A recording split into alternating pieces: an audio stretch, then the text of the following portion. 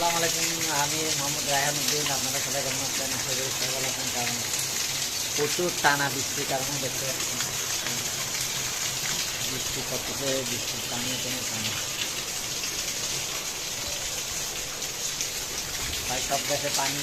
আর বৃষ্টির মধ্যে তো আপনারা জানেন পশু পাখি পালনটা কত কষ্ট করে জায়গায় পানি। আর আমাদের খামার অবস্থা জমি ভালো না, কারণ খামারের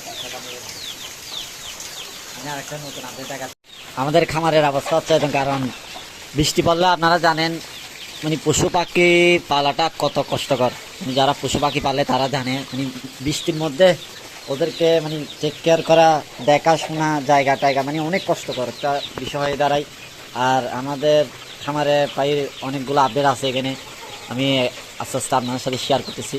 এখানে আপডেট হচ্ছে এগুলো আপনারা বাচ্চা দেখছিলেন, আলহামদুলিল্লাহ মাশাআল্লাহ এগুলো অনেক বড় হয়ে গেছে এখন। প্রায় একটা এক কেজি মানে 1 কেজির উপর সামথিং বেশি হয়েছে, আলহামদুলিল্লাহ ডিম পাতেছে।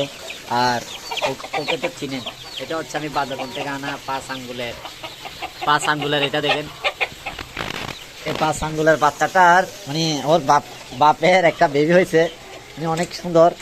আমি দেখাচ্ছি মাশাআল্লাহ, আমার দেখছেন কত সুন্দর কিউট। দেখেন একটা 5 আঙ্গুল আলা হয়েছে, আমি দেখাচ্ছি এটা। আচ্ছা ঠিক আছে।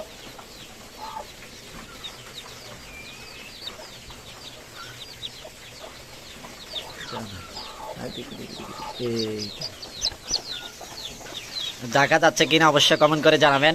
আর আপনাদের পশু পাখি কি অবস্থা এটা জানাবেন, কারণ একটু কষ্টকর হয়ে যাচ্ছে পশু পাখি পালাটা। দেখছেন এটা 5টা আঙ্গুল, মাশাআল্লাহ মাশাআল্লাহ কত সুন্দর বাচ্চাটা। বাচ্চা পায়ে অনেকগুলা ফুটছে, এগুলো কালকে রাত্রে ফুটছে। এখানে আরো আছে, এটা ফুটছে, তারপর এখানে আছে দেখছেন।